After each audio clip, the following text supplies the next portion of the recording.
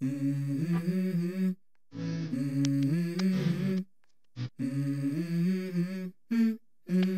go.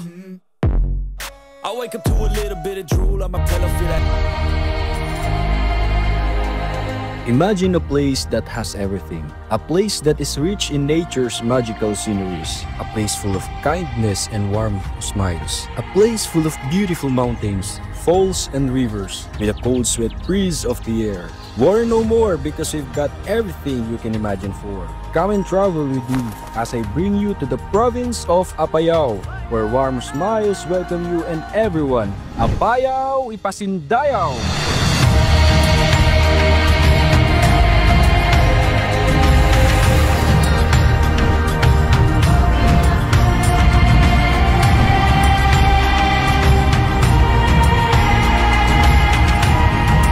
Alam mo ba na mayaman ang probinsya ng Apayao dahil napapalibutan ito ng magagandang tanawin at malaparaisong kabundukan.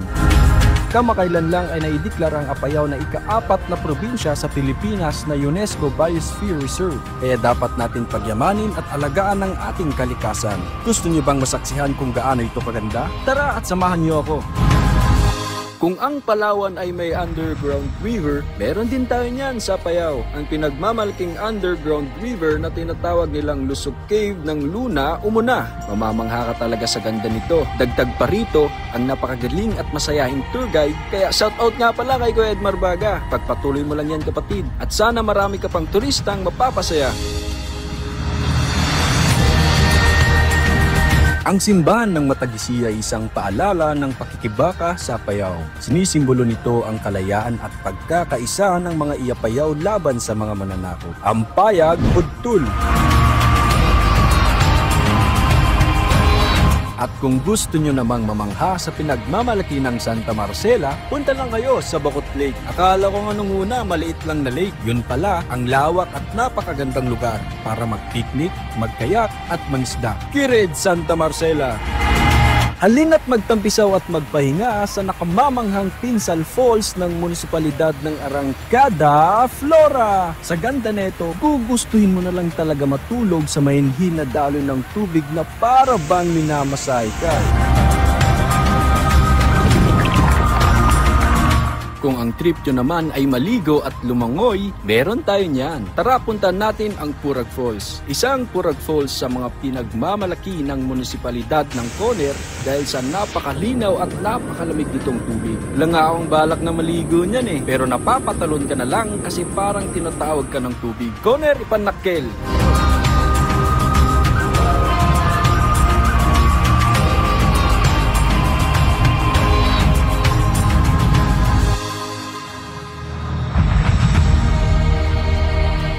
Kung gusto nyo ng road trip with nature, mayaman ang kalanasan dyan. Tara at ipasal ko kayo sa napyang kalanasan.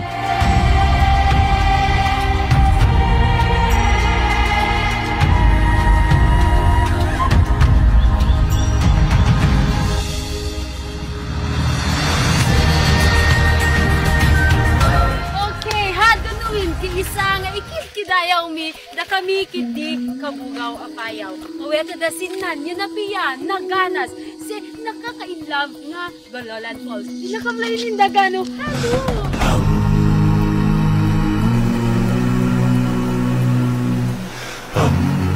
Totoo pala ang sinasabi nilang mahirap pero masarap. Mahirap dahil masusubok ang iyong kakayahan sa paglalakad. Masarap dahil masaya ito lalo na sa mga taong mahilig sa hiking. Siyempre, tulad ko. Wow! Ganito pala kaganda rito. Yan ang aking nasabi. Talaga namang umaapaw ang aking saya nung masilayan ko ang angking kagandahan ng Gololan Falls. Nasa daan ka pa lang ay mararamdaman mo na ang lamig ng simoy ng hangin. Dulot ng malalakas na rumaragas ang tubig ng falls. Gololan Falls stands for God's overflowing love experience on the landmarks of Apayao's amazing natural beauty. Hara! Kabugaw!